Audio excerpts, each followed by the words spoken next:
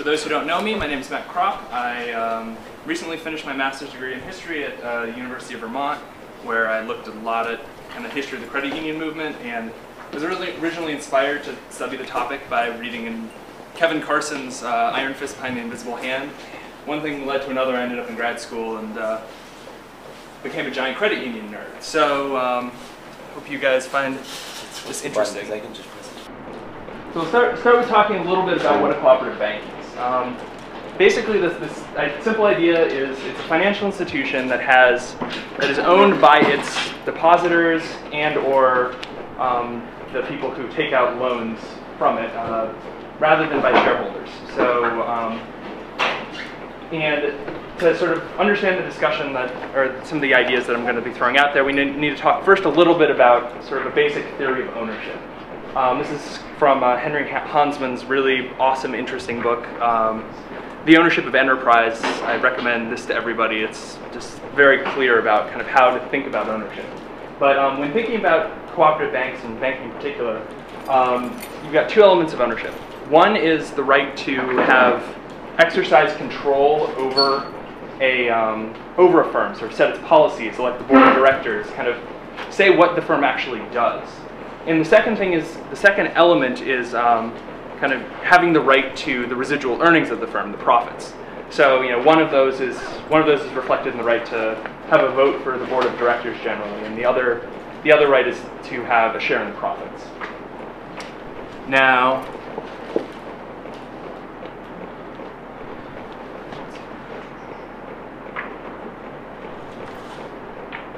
before we get into cooperative banking, it's important to also understand the context of just how co-ops emerged originally. I mean, people who study cooperatives generally talk about, this idea that they're kind of rooted in the same sort of social relations that oftentimes govern pre-capitalist, pre-industrial, pre-modern societies, just sort of like as kind of informal mutual aid, whether you're looking at gift economies. You see this in all sorts of cultures. Ian McPherson, who's probably the most important living historian of the cooperative movement, did some research where he found, literally hundreds of words for these sorts of like mutual aid, savings and loans or saving and loan associations in all sorts of cultures. And so you have this, one example I found particularly fascinating in Brazil. Slaves would organize so that they would buy their freedom on a rotating basis. So in urban areas where slaves were working in professional type jobs or artisan jobs or on the docks, and were receiving a wage, part of which the owner would take and part of which would remain with them to sort of pay for their living expenses in the city. They would all pay into a fund, and every time, every certain amount of time, one slave would have his freedom bought, and he'd continue paying into the fund, and they would sort of rotate. So you have this is just sort of like a common human response to cooperate for various goals. But the modern cooperative movement, as we think of it today, really emerged in response to the Industrial Revolution, and a number of elements. But really sort of the first kind of recorded, people have kind of consensus on this is kind of the first real example of this, was in the 1750s, where in England, one of the first sort of, in Marxian terms you'd call it proletarianized groups were dock workers and people engaged in maritime trade. So you had a lot of people who had come to the city, had severed the social connections of their villages, and they found themselves in a situation where they didn't have the kind of trusting network of relationships that allowed them to sort of live lives, fairly safe and predictable lives in their kind of villages of origin. And one of the ways that this played out was millers would, when selling them the flour to make their bread, would mix in powdered white lead, because that was cheaper than flour and would make it look whiter, but it would also poison them slowly. And when they found out about this, they naturally rioted and burned down the mill of the miller who was doing this to them. But another kind of more forward-thinking response was they formed a mill in which they all put down a little bit of money, they all took a share in the mill, for the express purpose of, if they own the mill has no incentive to exploit them.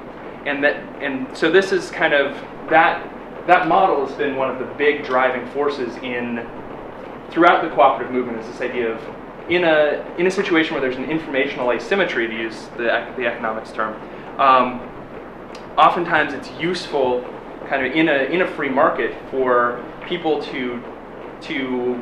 for reasons of addressing that asymmetry, take ownership of a firm themselves rather than contracting on the market.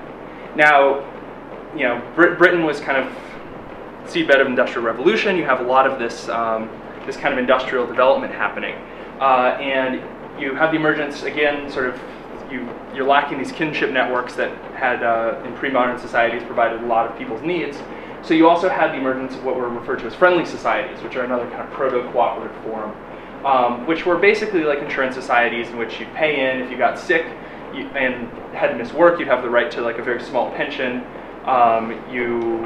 They would cover you would buy in to have like burial insurance, so you wouldn't have a pauper's burial. You'd have the whole group from your friendly society would come down and hopefully you'd arrest.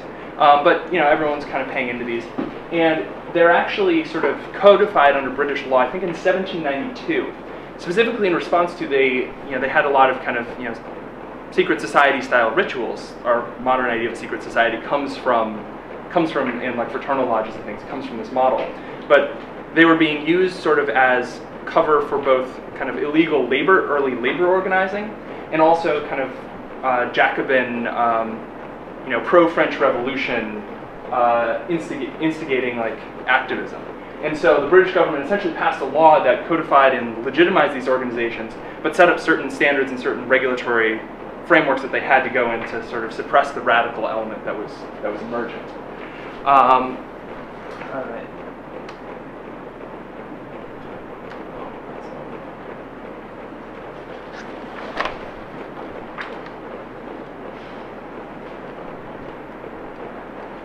Okay, so then, so in this context, you had a lot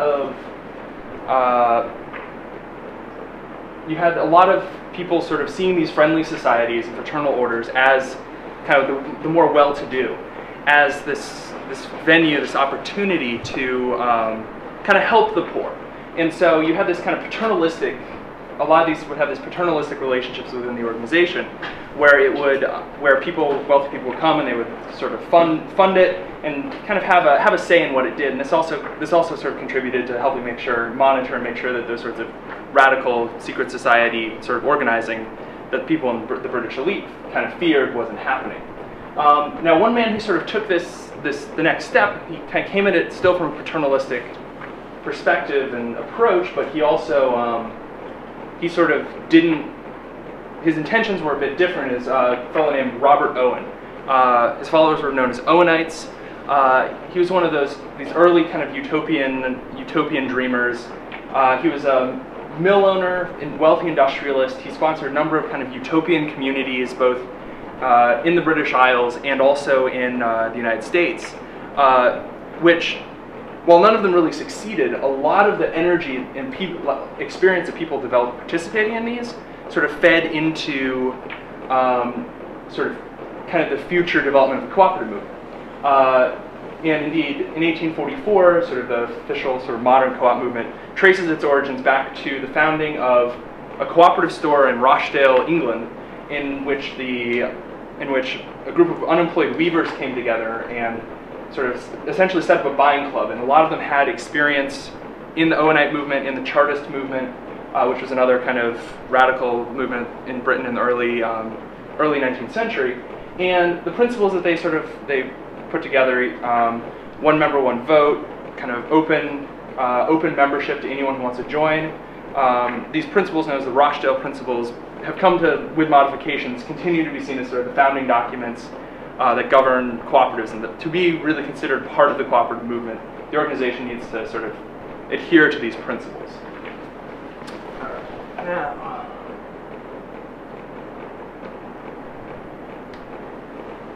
okay, so cooperative banking, banking really emerges in its modern form again with the Industrial Revolution. So the origins of cooperative banking kind of mirrors this origins of the overall co-op movement. Sort of the earliest sort of proto-cooperative banks sort of take the form of something sort of similar entrepreneurial process to the to the early friendly societies, which are mutual savings banks. First in England, and then the first one in the United States emerged in 1819. But they would generally have wealthy benefactors. It would be sort of a place for the industrial poor to sort of save their pennies, practice thrift, sort of all of those sort of moralistic elements that the industrial kind of ruling class was really pushing in society, sort of those values. And so they were paternalistic origin, and they had split ownership, if you sort of think of it in the framework that I mentioned before. So in terms of claim to residual earnings, all of the people who had their savings, it was acted as a nonprofit towards them. But in terms of how the mutual savings bank is actually governed, it has a self-perpetuating board, so that the people who started it, these kind of wealthy benefactors, and the people in their social circle would have kind of control over the actual functioning of the organization as its trustees. So you could join, and you know you're getting a good deal. You know you're not going to be ripped off by this bank, because if you're ripped off, because the people who control the policy don't have a claim to the profits, but you don't have a say in it, how it's actually run. But sort of in that transition, that Owenite transition, Owen sort of saw cooperative banks as a piece of his kind of utopian schemes, his communities, and none of, like his other stuff, none of the things he found really lasted. But his work actually directly inspired the emergence of the first real cooperative banking in the Western world. And this was around the revolutions of 1848. This was kind of a watershed moment in European history, certainly world history. A lot of countries kind of had this was the sort of moment of confrontation between the sort of rising liberal elites and the kind of older feudal elites. And sort of there's widespread kind of Europe-wide economic dislocation. A lot of people sort of thrown into poverty. You had the beginnings of what we now call globalization. These trade networks starting to integrate. Canals coming out. Early railroads. So markets are more integrated. So an economic crisis becomes bigger. And sort of in this environment, you have several proposals emerging for different forms of cooperative banking. In France, the sort of famous mutualist anarchist Proudhon proposes a bank of the people. That particular proposal doesn't really go too far. But in Germany, these ideas are picked up by two characters who really sort of who are seen as the founding fathers of the modern cooperative banking or credit union movement in the United States.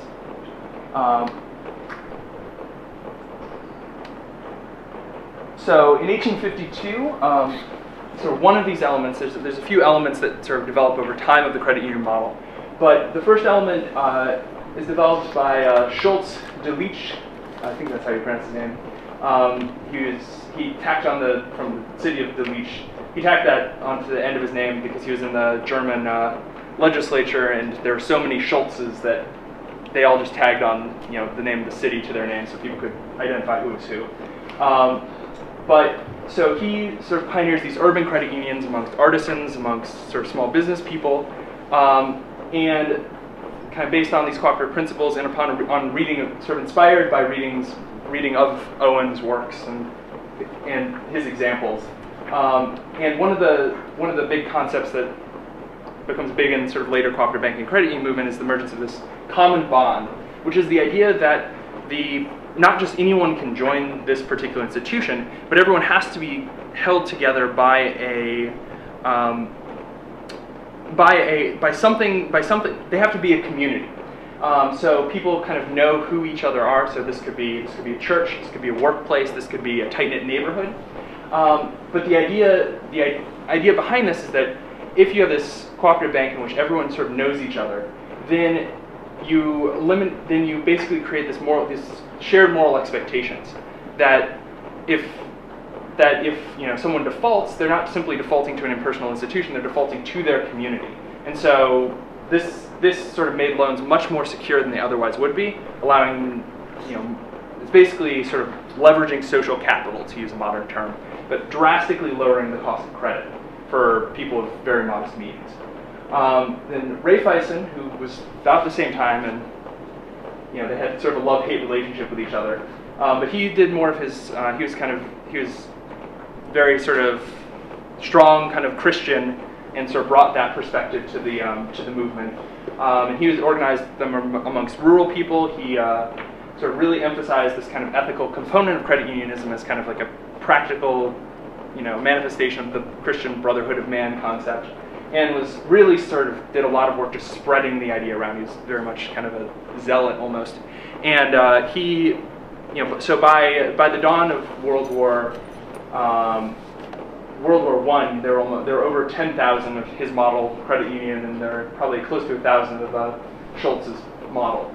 And then this inspired lots of people in other areas of Europe to start experimenting with this. In Italy, a new element was added, which in the People's Bank of Milan, which was limited liability. In these earlier models, although Schultz kind of advocated for some limited liability, Raiffeisen was dead set against it, sort of seeing unlimited liability as part of that kind of common bond community that, okay, not only if I default I'm betraying my community, but I'm not simply betraying their profit, but I could actually make them liable for my loss. And that sort of intense social pressure around that kind of behavior would make it very difficult to default and make credit much cheaper. But the model with the limited liability seems to work, seems to spread.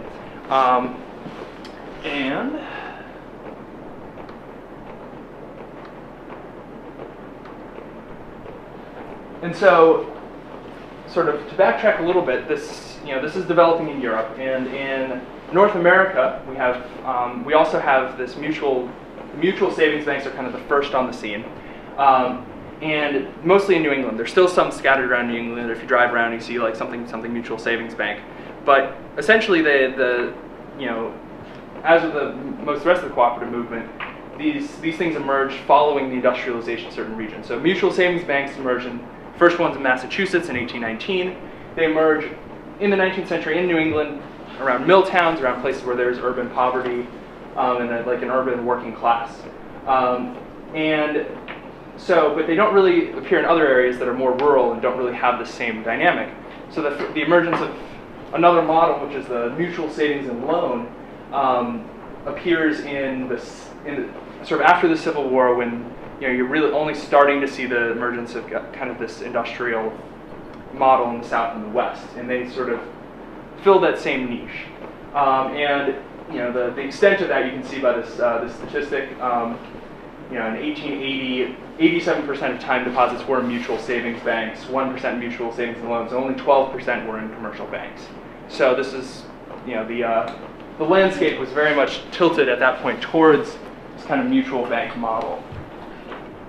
All right, and then but for kind of pure, so to speak, cooperative banking, the first, in the form of the credit union movement, the first example comes to North America, north of here, in Quebec, Lévis, which is just outside of Quebec City.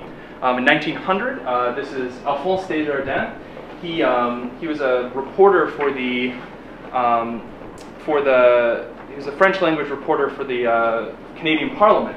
And he was partially inspired because he was reporting on a particular case in which a loan shark had charged something like 9,000% rate of interest to someone, bringing them to total destitution. And he kind of had been reading some of this European stuff and was like, oh, this cooperative banking model might be a way of going after sort of competing with the loan sharks that were oftentimes a problem in kind of working class like communities, mill towns, things like that. And so he starts this with very small capital. It grows slowly but steadily, spreads. And the communities that they were initially based in were these Catholic church parishes. And so in the late 19th century, there was a big diaspora of French Canadians to New England, which is why you still see lots of French names around New England. Like about 800,000 moved south, and there was a time when people were actually writing worried letters to the editor of the New York Times saying, 20 years, New England will be a colony of Quebec that's all French speaking and all Catholic. and the good Protestant stock that settled the country, and the racial stock will be ruined. This is the time of all that wonderful racialism. But so appropriately, because you had this network, the first credit union in the United States was actually very close to here, and actually right across the street from the Quill Club in Manchester, New Hampshire, St. Mary's Bank. In 1908, it was founded attached to a Francophone parish with the help of Desjardins, who basically went on a tour down the Connecticut River Valley to mill towns, helping these start. And as part of the tour, he also was in touch with some prominent people in Massachusetts, one of whom is pictured here, Edward Filene of Filene's Basement fame, who was kind of a progressive-leaning, forward-thinking, all the philanthropist, this businessman, who had been first kind of became interested in the idea of cooperative credit during a tour of India, where he saw a similar model at work as part of the Indian, in Indian villages, and sort of thought it was an interesting idea, and then heard about Desjardins' work, and so they had a meeting, and Filene basically is excited by this idea, commits to getting a credit union law, enabling law passed in Massachusetts, and he's this is the beginning of a lifelong commitment to the credit union movement. Between this time and his death in I think 1938, he put about $1 million into sort of lobbying for credit union enabling legislation, supporting the work of people sort of organizing credit unions, that sort of thing. So his involvement kind of added quite a bit of impetus and to sort of the promotion spread of the model. And his key point man in this promotion and spread was this man pictured here, Roy Bergengren, who Dartmouth alumni, educated lawyer from at Harvard, very very sharp guy. He didn't know anything about credit unions until he had a chance meeting with Filene. Filene hired him to be to lead the charge on this, and he spent the next 20 years going around the country organizing credit unions and promoting enabling legislation. Just generally, he referred to it in his memoirs as a crusade. So he saw it as this very kind of again, kind of coming from a Christian background, a very sort of moral kind of thing. There was a crusade for economic democracy, which is what he referred to it as. He organized, I think it's estimated, something between 3,500 and 4,000 credit unions over the course of his career. He got enabling legislation passed at both the state level and the federal level. Helped organize the Credit Union National Association, which is kind of the federation of these organizations. And he was also an advocate for sort of larger vision of the cooperative movement. He said at one point he made a statement about he saw credit unions as kind of one spoke in the wheel of cooperation. He promoted kind of consumer cooperatives and other things. And this didn't sit well with a big faction that sort of emerged after the Depression kind of ended, who saw credit unions essentially something that was spread in a lot of workplaces, and it was kind of almost a human resources thing to make sure that employees of a company didn't get into debt and get their knees broken by loan sharks, which was well and good, but they didn't feel comfortable with him associating kind of their institutions with this kind of broader vision of cooperation.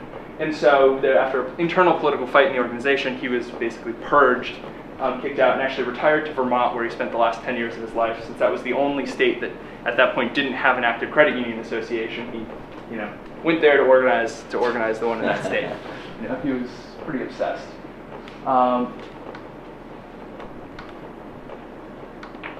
So basically, the model, as I've sort of mentioned already, from the beginning until the 1970s has been described by some historians as sort of the populist mode of credit unionism, in that you have these small organizations, narrow common bond, everyone knows each other. Most of the staff are either volunteers or amateurs. There's one woman who I interviewed who had been the founding treasurer of a credit union in Vermont, who basically she was the treasurer on the side. She had a job, and it was open 1 or 2 days a week. And she was treasurer for 5 years as it was started up. And by year 2, you know, they're going along, doing enough that the board wanted to pay her. And so they offered to pay her, and she refused. The next year they came back and they're like, no, we're going to pay you. They cut her a check, and she donates the check back to the credit union. You know, so a lot of these people who were involved saw this as like almost a form of community service. And when it did reach the scale where they did need paid staff, it would oftentimes be someone who was a member or was a member of the board who would, you know, work 10 or 15 hours a week, you know, however much was needed for very little money. But again, it was seen as just kind of like an institution that's part of this larger community that you're part of, whether it's your church or your workplace. At the time, they made the niche of the credit union movement was kind of small consumer loans in competition with say like loan sharks, payday lenders, that sort of thing.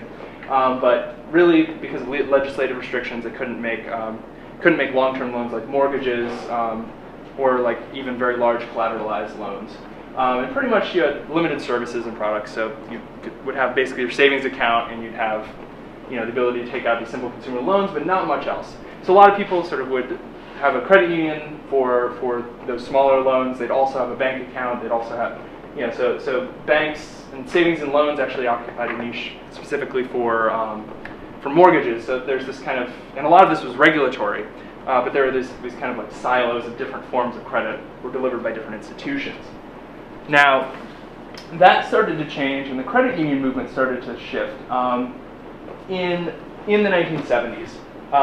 The number of individual institutions peaked in 1969 and has been declining ever since.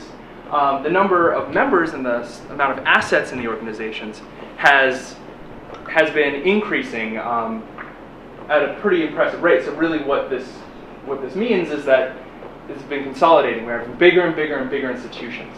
And this is driven by, a lot of it's driven by consolidation, competition between financial institutions that came as a result of deregulation. So suddenly you had credit cards competing for consumer loans, and on the flip side, you had credit unions sort of starting to be allowed to make larger loans like mortgages, like car loans, that sort of thing. And an interesting unintended consequence of this was kind of the evolution from a single community. So initially you had these small groups, single community, everyone kind of knew who everyone else was, to the first stage of the expansion was the credit unions started to be allowed to add what were referred to as like select employee groups. So it'd be like, okay, you know, the people who are at this church and then the people who are at this church. So really you have 2 or 3 different distinct communities where they're still distinct, but they're all kind of housed under one institution. And then more recently, like especially in the last like 15 or 20 years, you have these broad community charters, which basically say, in order to be a member, you have to live, work, worship, or go to school in like this particular geographic area, which often is quite large. You know, there's one that in Vermont was just chartered to be the entire state of Vermont. So you know, you have this kind of dispersal of identity in many ways, where the nature of the relationship, instead of it being this is an institution of its founding community, it becomes an institution that sort of has its own identity.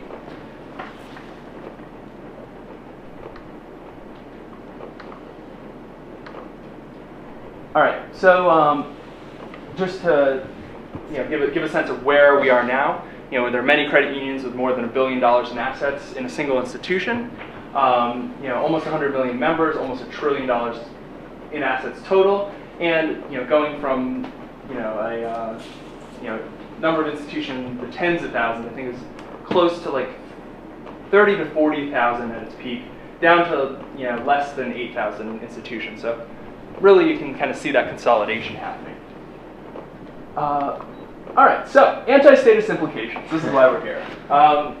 There's two main things that really, from an anarchist perspective, this is interesting and useful. The first of these is that the history of the cooperative movement and banking offers kind of a counter-narrative to the legitimizing narrative that a lot of statists on the left use to justify the state. And the second is that it sort of suggests that there's a golden opportunity for radicalizing the credit union movement, kind of in an anarchist mold. So I'll cover the first one and then the second one. So the first one is there's this kind of story going around that the reason why the financial crisis happened was deregulation. Glass-Steagall was removed. All this, the bankers went wild, had an orgiastic, gleeful party in which they raped the whole country, and we need to put the rules back on them, put the handcuffs back on, and then everything will be fine. When I was at Occupy Wall Street, I went down shortly after it began, and I remember I was picketing next to one of the women who was later pepper sprayed by Tony Baloney, and she had a little sign that just said "Bring back Glass-Steagall," and was singing this, had made up a song that was like, "Keep commercial and investment banks separate," and was like singing it and dancing it up and down the picket line. She and I got into a good conversation about this, and I sort of threw the narrative that I'm going to throw at her, and I felt like it kind of resonated. So I think this is a useful thing for people to just realize when they're having this conversation about regulation in the state. And it basically goes like this. So mutual banks, in the period before we had bank regulation, mutual banks, not commercial banks, were the dominant form. You saw the graph earlier from 1880 where commercial banks were 12% of the total time deposits. And the reason for this is that the mutual model, the cooperative model, essentially internalizes the regulatory function that right now is externally imposed on the banking system by the state. So owning one's own financial institution is essentially insurance. It's insurance both for the institution and for the depositors. For the institution, if you have a community that's created by that common bond, you have a much lower risk of default, lower losses. And on an individual level, it means that that individuals are protected from sort of excessive risk-taking on the part of the institution. Because, if you think about it, if someone's gambling with someone else's money, and instead of gambling with their own money, they're going to take more risks. And so essentially what the cooperative model allows for people to do is it allows for people to say, okay, that I can, if the state is not going to protect my interests, I have to protect my own interests by taking an ownership stake in the institution which I deposit my funds. Now, here's just some statistics that kind of like back up this idea that this sort of cooperative model tends to have tends to create more safe and stable institutions. On the top here's a chart from 1933, which is sort of the depths of the banking crisis of the Great Depression, and you have, you can just see the radical difference in the rate of failure. You have commercial banks failing at a rate of almost 28%, whereas mutual savings banks was less than 1/10%, and mutual savings and loans was less than 1%. And at the bottom, you can sort of see it. Unfortunately, it's be bigger, but it's a chart, and this is data that I gleaned from an article from Motley Fool recently. From data from the NCUA, which is the credit union regulator, and the FDIC, the bank regulator. This is the rate of failure by type of financial institution by year. So this is 2000. This is 2010. Orange is credit unions. Blue is banks. So you see, sort of in stable times, roughly similar. Some years more one, some years more than the other. Then financial crisis hits. You see a little uptick, but not much for credit unions, and you see banks just go. So, looking at the historical record, and at financial crises, you see these banks, sort of commercial banks, tend to behave in ways that are more risk-taking than the cooperative model. So then the question comes like, okay, so the state of affairs right now, though, is that we have these giant banks that everyone's complaining about. Credit unions have about 10 to 11% of deposits and assets right now. So we have massive commercial banking sector. Why is this? So the argument goes that regulations tended to shift the competitive advantage to for-profit banks by artificially leveling the playing field in terms of safety. And what this means is that, okay, so in a truly free market for banking services, safety is one of the things that institutions compete on. And this is similar in kind of logic to the argument against food safety regulation, in that Joel Salatin, who's going to be speaking this weekend, can't market his food as being more safe than simply FDIC inspected meat, because the state has essentially set a level, has eliminated competition on the plane of food safety. Similarly, the state has eliminated competition on the realms of institutional stability in the banking sector. And institutional stability was one of the key selling points for this cooperative model. And so while it's basically flattened this big competitive advantage that cooperative banks have, it has left relatively unhindered the advantage that commercial banks have, which is that because they can sell shares on the stock market, they can raise capital more easily, while cooperative banks have to rely on either retained earnings or just deposits for working capital. And so it basically has sort of tilted the playing field away from the cooperative movement, sort of banking model, towards the corporate banking model. And if you look at the history of the development of this tilting, you see the beginning of it in 1864, and this sort of started when the National Banking Act imposed double liability on the shareholders of banks. And what double liability means is essentially that if a bank failed, the shareholder is not only liable for up to the amount of their investment, they're liable to the amount of their investment again. And this kind of regulation or requirement was the first step in kind of easing that transition. You see from there an increase in the otherwise very small commercial banking sector.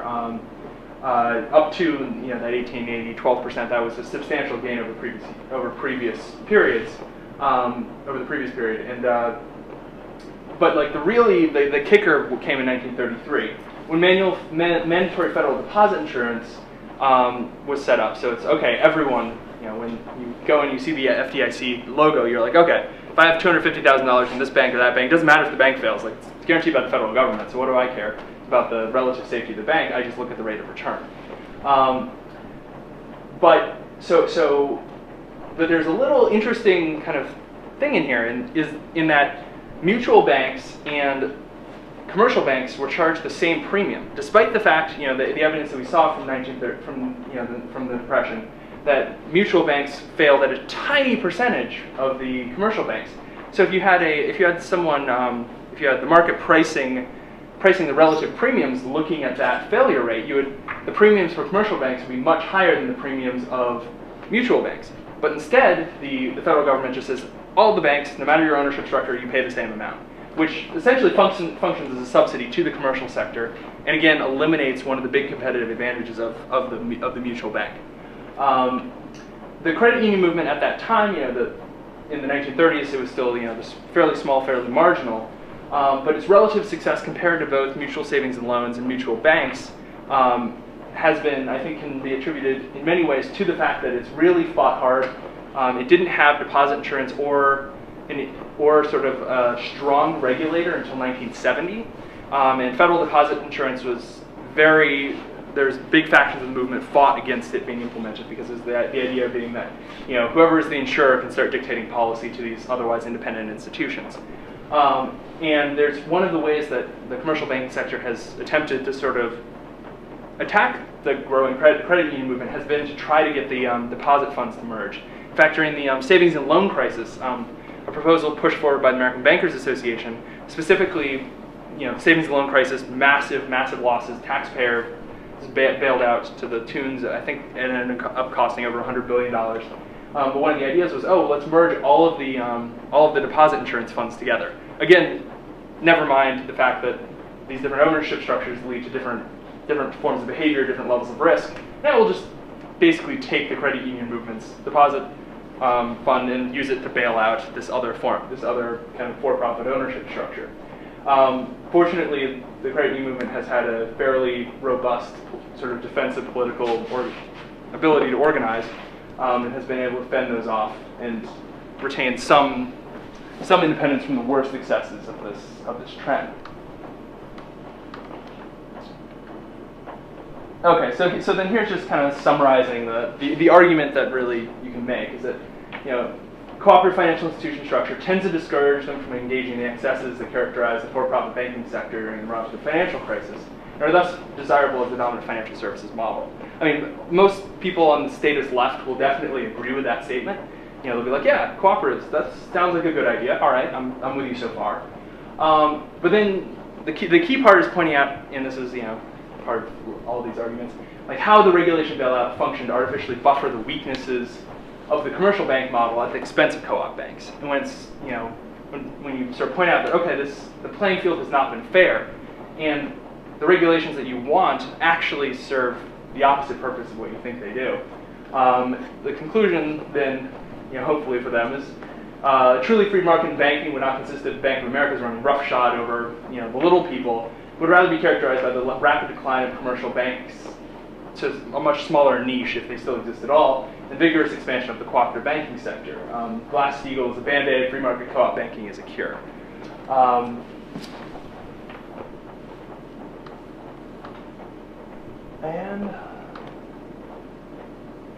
Okay, and finally, this is sort of a side note for people who are sort of interested in not just arguing with people in an abstract way, but actually getting involved in the credit union movement.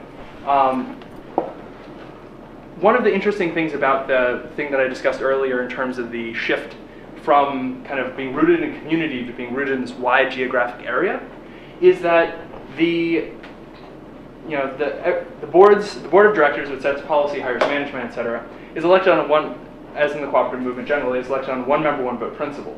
And you had high rates of participation in annual meetings when this was a meeting of the community. When that sense of community has declined, a lot of these institutions have seen participation in the process drastically decline, which leads to sort of management capture. They kind of get to set policy, have a rubber stamp board, and you have basically these self-perpetuating boards that have no actual power base. And this offers a really interesting opportunity to activists who are interested in getting involved in kind of pushing these institutions towards taking more radical stances. And it's that if you have an annual meeting where quorum is 15 people in an institution that's 50,000 members and $500 million in assets, a lot of these things are literally having 15 or 20 people show up to their annual meeting. And that means if you can organize 30 people to come and vote, you can have at least a substantial percentage of the board seats and have your group have the ability to dictate policy, because the people who are currently on the board don't have a power base anymore. The power base that originally elected them used to be the community that the credit union was based around. When that declined, you have this basically vacuum, and they don't really have anyone they can draw in to vote for them other than maybe a few friends. Whereas if you can sort of organize a group to come in, you can take those seats.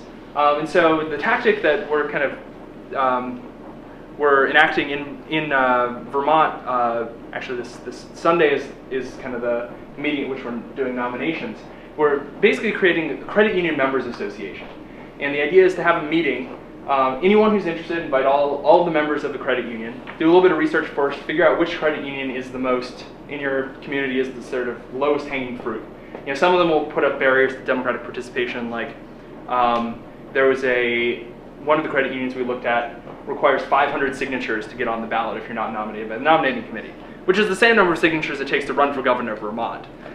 So that's clearly a barrier to participation. But the one we're going after if you look at the bylaws to sort of see what the rules are, but it takes 20 signatures to get on the ballot, and they will only, you can either vote at the annual meeting or you can vote if you request a ballot. They do not send ballots out to everyone, in which case, you have a lot of people who, through political connections, who are in on this and are interested but can't come to the annual meeting. You can get them to all request ballots and build that voter base.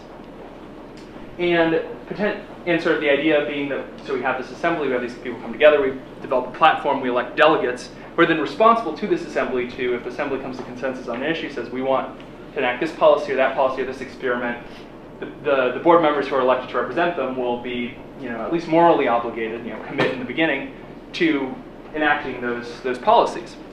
And what policies you could enact if you can get some people on these boards there's a number of things. The first is to taking the narrative that I've kind of spun out here, really stiffen the movement's resolve against government intervention. Make them they tend to sort of be resentful of meddling, but I think that they can be easily pushed easily pushed into being a lot more aggressive in terms of, resisting state interference, further state encroachment into the movement. And if you can sort of start building this identity and this community around the credit union, that's also a group of people that can be then mobilized, if necessary, to sort of defend the autonomy of these institutions from encroachment by the state.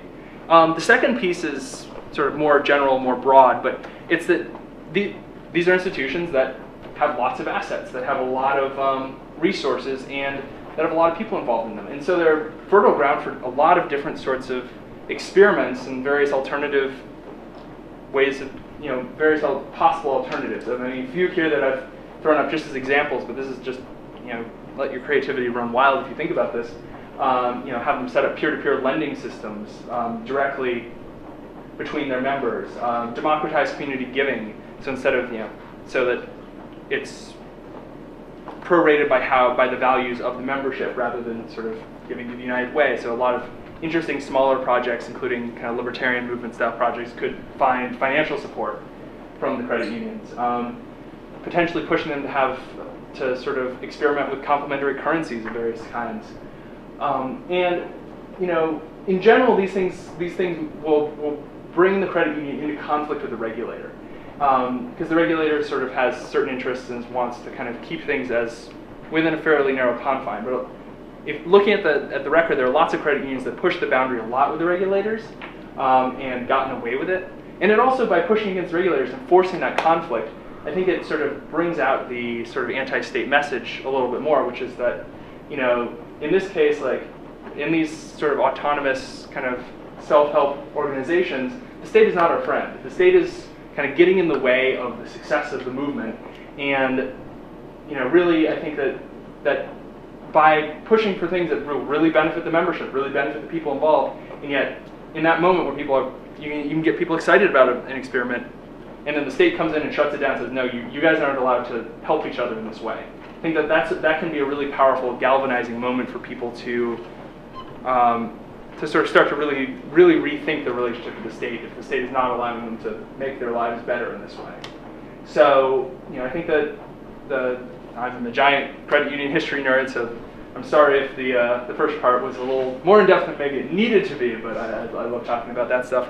And I'm very curious just to, both to see how our own experiment goes and hear people's thoughts on this history, on the opportunities that exist within this almost $1 trillion sector that's low-hanging fruit for activist escapades.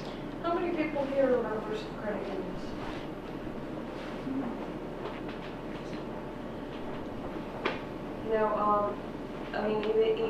Activism is great. A good first step is becoming a credit union member.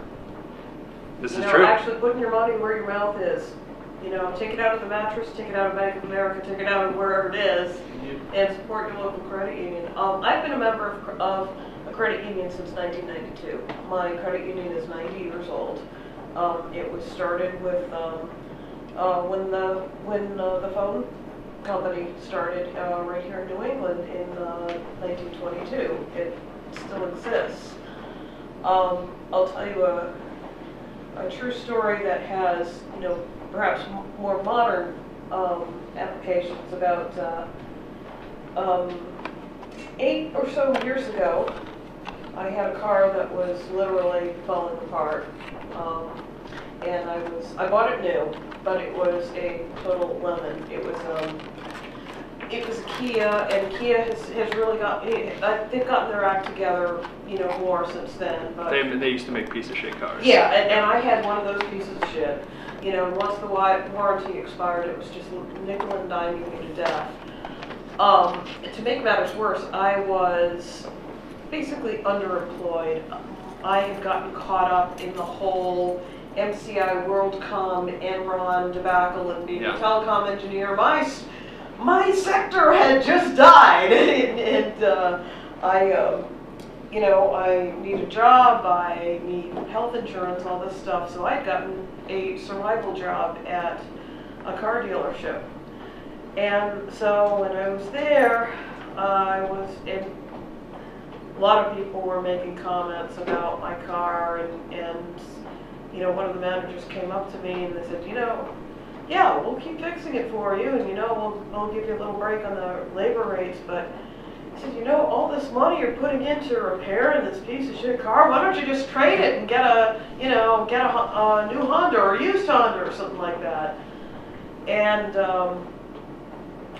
so I did some math, and you know, it was one of these, you know, well, if I scrimp and save and eat ramen noodles for a week, I could probably get, you know, like an entry-level new car.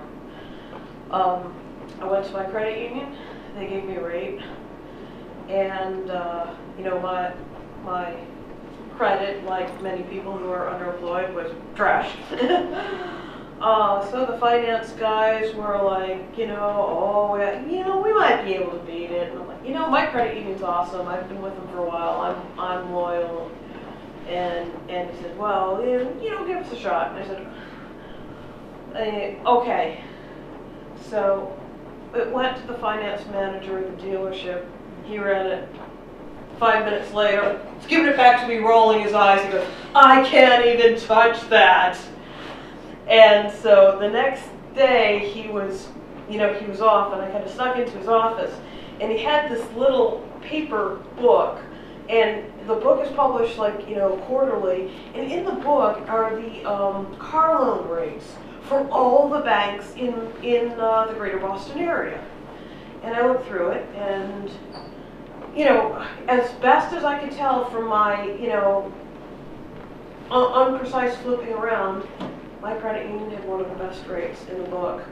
So seriously, if you're not doing your business at a credit union, you're getting ripped off. I mean, you're even with the state protections. Right. There's still a lot of room to weasel around.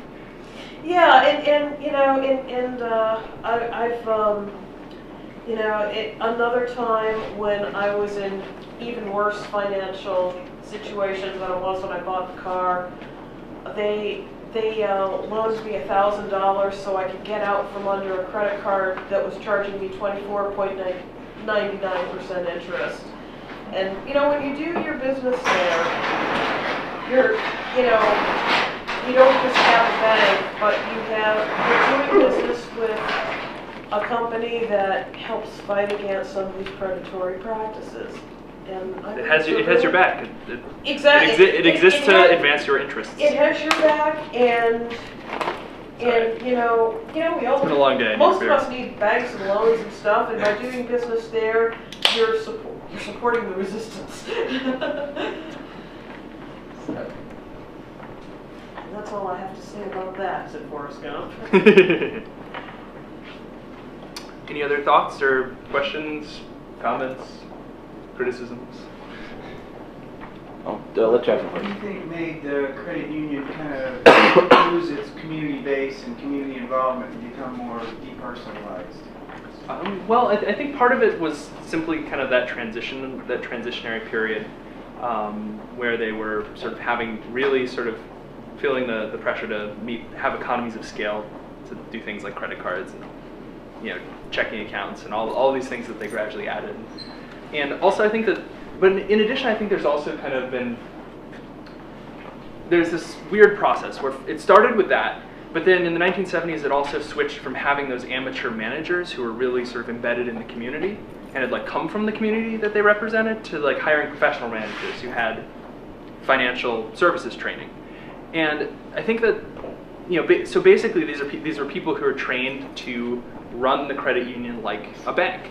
And so in many cases that's exactly what they did. They sort of undervalued the kind of social capital that could be leveraged. The sort of idea that, okay, these trust relationships among the members makes it so, you know, there's one credit union actually in New Hampshire. There's a book recently written that kind of covers their history, but it's like, you know, there's an example in the book of there's a shoe plant that closed, and a lot of people like who worked in the shoe plant when they were all laid off were in really bad shape, and yet they still like made like an extreme point to still make their payments. Sometimes they'd be late, sometimes they'd be smaller temporarily, but no one declared bankruptcy. No one sort of said, okay, I'm not paying this loan anymore, because they saw it as this is my obligation to my community.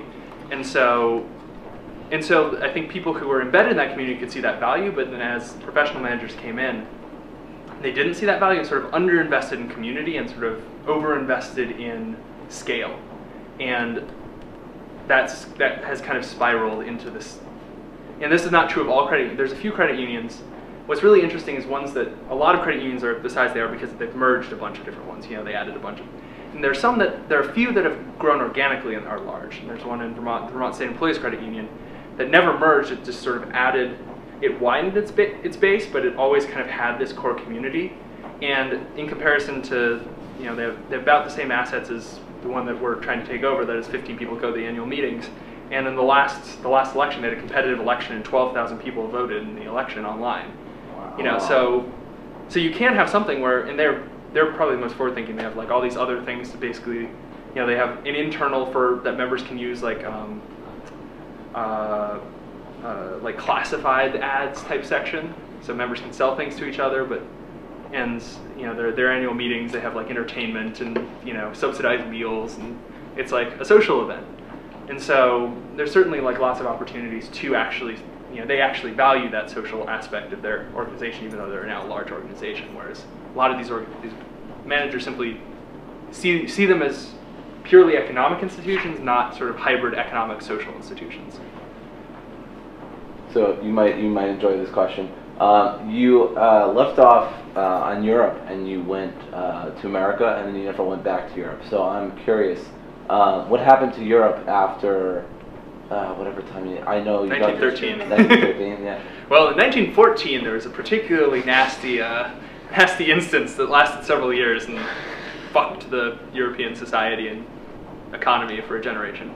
But no, there's still cooperative banking in a lot of Europe. The cooperative movement kind of, especially the rise of fascism in continental Europe, was either a lot of that was actively suppressed. I mean, the food co-op movement more than the credit cooperative movement, because the food co-op movement had connections to sort of the Social Democratic Party in Germany, and so when the Nazis came to power, it was just like squelched completely. Yeah. And so there was kind of a lot of loss of development during that period, but then it sort of reemerged in Western Europe, especially kind of it was seen as one of the ways of mitigating social problems while in a way that would be resistant to communism. So it was sort of somewhat promoted in the post-World War II period. Okay. That's Jeremy had one.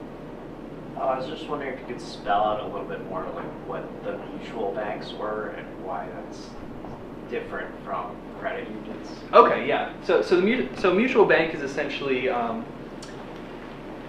set up as a bank, and you know the earlier description of like the ownership structure, those two elements. Whereas a credit union, members vote for the board of directors, you know, one member, one vote, and they have a claim to the earnings of the firm.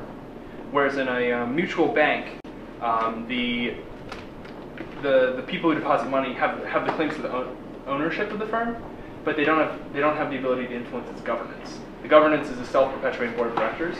So essentially, like you can see it's a non-profit, as opposed to a cooperative, which exists as a not-for-profit, but its members are participate in governance as well as receiving the profits. So it's basically like a savings bank. Mutual savings bank can be seen as sort of a halfway point. And one of the reasons for that structure was because they were often supported with kind of charitable capital from wealthy people. And the nonprofit structure is one of the ways that when you have something that's supported by donors, it's a way of guaranteeing to donors that the mission of the organization doesn't stray, because it says, okay, like, well, you don't have claim to any of the assets, but like you can have like, you know, self-perpetuating board that will guard the values that were, you know, that guided your founding or your contribution to this organization. So it's like, you know, that's kind of paternalistic, whereas the credit unions were more pure mutual aid. I have a question. Mm-hmm. It's kind of a loaded, or I shouldn't say loaded, but it's kind of like a deep question. But suppose, like hypothetically, we had a market economy just entirely dominated with cooperatives and credit unions and other mutual institutions. How do you think that would affect our social relations with each other, since political economy does have a very big effect on, you know, our values? And how do you think our values would change if we had a mutualist type of economy?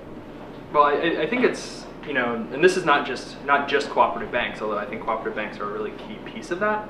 But it's that you would have you basically have people, the nature of the relationship that people have with the institutions they interact with in the world is different. When you're interacting with a for-profit firm, it's an adversarial relationship. It's okay, like that person, you know, that person's out to get as much as they can from me. I'm out to get the best deal I can, and you know, we're going to lock horns. Whereas with a cooperative, you have the sense that okay, we're in this together, and therefore my interests and the interests of this institution that I interact with commercially and economically, instead of being opposed, are aligned. And I mean, this friend of mine actually in the food co-op that we're members of in Burlington, she saw someone stealing from the food co-op, and you know, if you're at like a Hannaford's, you're like, oh, that's none of my business. That's purely the relationship between those two parties. You know, I'm a third party, but because she's a member and sort of sees this as, you know, a little bit her firm or her co-op too, it became the sort of thing where she like confronted the person, which is like, no, you're stealing from me. And she sort of made that point, and she's fairly conscious of this stuff. You know, she was my landlady for a while, so you know, I've rapped it about co-ops in her ear far too much. But even so, like just that idea of okay, this is not my enemy, this is mine, and therefore like you become a steward of the institutions rather than someone who's looking to kind of screw the institutions that are around you. And I think that just like that orientation, I think people have an orientation towards dominant institutions in their lives, and if most of the institutions you interact with are adversarial, like you're gonna behave in a more adversarial way. If like most institutions you interact with are cooperative, you're gonna interact in a more sort of stewarding, cooperative manner. That's kind of my sense of it.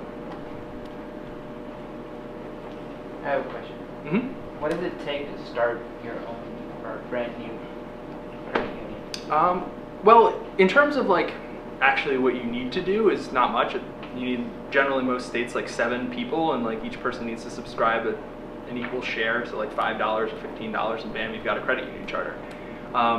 In reality, like sort of the fact that we've moved from that kind of populist stage that I talked about that went up to 1970s, where the movement was growing by the formation of new credit unions, to this kind of consolidation phase, means that this is actually why I sort of proposed this particular credit union association strategy, is that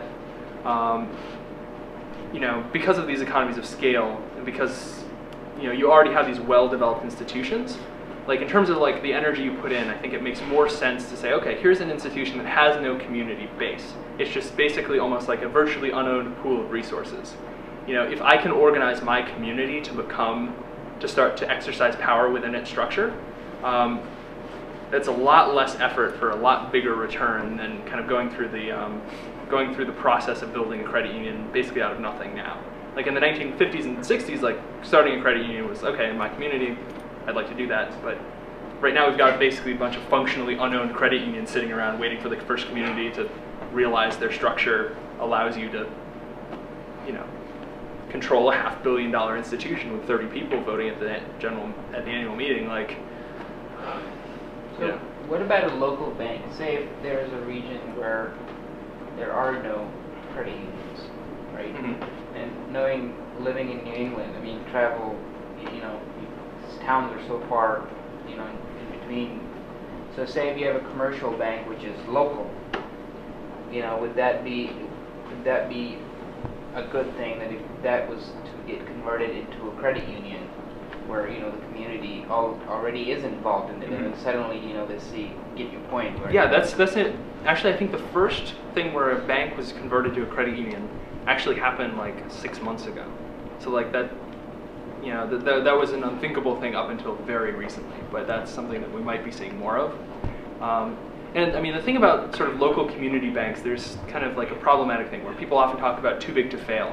But the problem with the kind of like uncritical embrace of like, okay, this is a local community bank, is that the too big to fail subsidy is something where, you know, okay, I'll go into this very briefly, but we've all heard of too big to fail. How the too big to fail subsidy works, which is what drives banking consolidation, is that institutions that have more than the federal deposit insurance limit, you know, if you're like a company that wants to deposit $1 million, and you put it in a bank, you know, and the bank fails, then you only get $250,000 back. You just lost 3/4 of your money.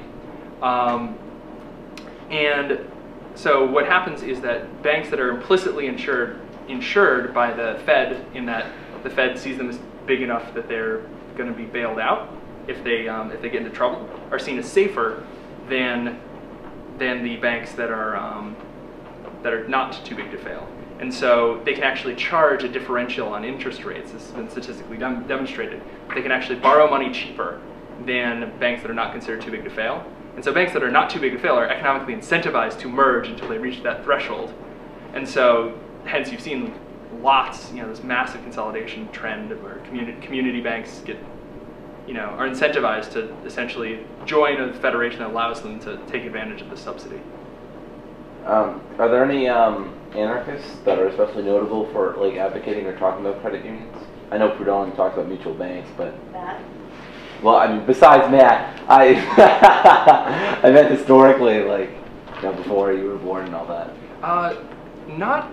Not really much. I mean, it sort of came out of this kind of Utopian socialist sort of strain, or well, more recently, not even utopian socialist, but this kind of like sort of mixture of populism and progressivism. Yeah. Like, there's an interesting moment in the 1930s where Filene and, you know, his employee Bergengren, who were really kind of partners. Filene provided the money, but Bergengren could basically like do ultimately what he wanted because he was the one who just like did everything, and he was very, very active. It was a BAMF, apparently. Oh yeah, total BAMF.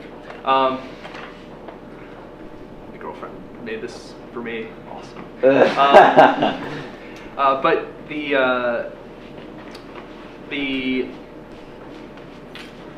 there was actually this thing when the New Deal was passed where Filene was like, oh, we can get who was a big supporter of Roosevelt, was like, oh, we can get like a shitload of New Deal money to just fund credit union development. And Bergengren like basically vetoed that, said like, I block, I'm gonna walk if like you do this because this will undermine the independence of the movement. And so there's definitely this suspicion of the state. Yeah. Like Bergengren certainly wouldn't have called himself an anarchist, but Right. you know, he sort of like saw this as sort of a piece of this like larger project of promoting an economy that was, he saw it as like economic democracy, but really an economy that was like of wide ownership, where people kind of, everyone sort of had a stake in the economy through cooperative institutions. Okay, cool. The credit union you're interested in up in Burlington, Vermont, if you become influential there and all that, could we in New Hampshire become members of it, or is there sort of a regional? No, it's a regional thing. So it's like 6 counties in Vermont that you can join that particular one. Okay. But I mean, that's the thing, is that like in, you know, honestly, like if you got say, you know, people involved with, you know, say the Free State Project, to decide, okay, this is the credit union that's going to become like the Free State Project credit union, and you organize, you do your research, figure out which one really has a decayed kind of membership identity. I mean, heck, like, you know, you don't need to get that many people there to like exert influence. In some of these places, they're like, wait, someone's interested in serving on the board? Like, like I can retire after 30 years, they'll just nominate you. You know, so it's just a matter of finding that. And I mean, I think the key is, and another piece of that is that, you know, the movement itself is a federated movement. So all of the credit unions in each state are members of the state association, and the state association sends stuff to the national association. So that if you can have groups doing this in multiple associations and start having delegates moving up the system, you know. Is the kind of the affinity group, or the what did you call the? We're calling it like a members association or members assembly. Well, but what I mean is the reasons they associated together, the reasons they limited membership. What did you call that? Oh, common bond. Common bond. Or field of membership. Does the common bond thing, is that into the statute law now, or is that? Well, okay. the common bond has been one of the biggest sort of fields of conflict between banks and credit unions, because banks have always fought to like make sure that it's as narrow as possible, because the more it's widened, the more competition they have. And so, you know, it's one of those things where the regulator, which is pretty pretty much dominated by credit union people because it's a credit union regulator, has been over the last 30 years gradually like pushing to loosen and loosen and loosen it. And the banks then, when they feel like it gets too loose, it turns into like a fight in the courts, and the courts decide against the credit unions, and the credit unions mobilize politically to get laws passed to loosen the restriction in the legislature, and then you have another round of this, and that's basically since the mid 80s. That's been sort of the pattern. So the common bond, for example, for the one in Burlington, Vermont, is the 6-county. So it's a regional common bond. Yeah. But I know you can have other common bonds. Like I heard of a permaculture credit union where everybody that's interested in permaculture should join the same credit union. And it's basically up to the discretion of the regulator. So you basically submit your application to NCUA. The NCUA approves, or the local, depending on you can get a federal charter or a state charter. So whichever supervisory agency you submit to, then has basically the discretion to be like, okay, this is within limits, or this is too big. And there have been times when there's been extremely large things. The biggest was actually AAA in the late 80s decided that it was going to form a credit union, which is like, fucking everyone's a AAA member. So the banks were freaking out about that, but it actually floundered and ended up not really going anywhere because it didn't really have branches. It sort of like was a half-baked idea, so they applied for a charter but didn't really know what they were doing. But it's the sort of thing where there is like flexibility where it can be ideological, it can be like members of particular sort of organizations. Like there's a lot of flexibility in that. What got you so interested in credit unions? Well, at what age did you decide, hey, I'm going to get credit union? So when the bailouts happened, I was really pissed off about that. It was kind of like a Ron Pauli libertarian, and I happened on an article by Kevin Carson called "The Iron Fist Behind the Invisible Hand," which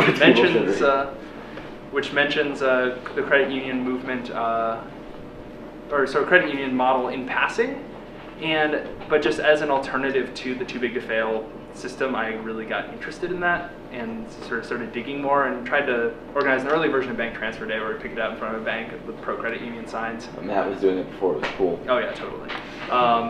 But then I got all these email arguments with people who are on the boards of banks in Vermont who are being like, oh, this is bullshit, like, community banks are great. Well, I was like, I realized I didn't really have the depth of knowledge to actually sort of defend my position.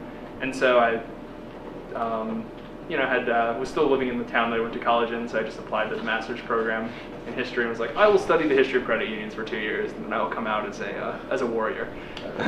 You will not defeat my knowledge. Oh yeah. I got a master's degree. I finished at basically the perfect time because, Occupy exploded and everything seems ripe for this sort of. Wow, that was an impressive history too. Yeah. Thanks for doing that. It was really good. Thank you for having me.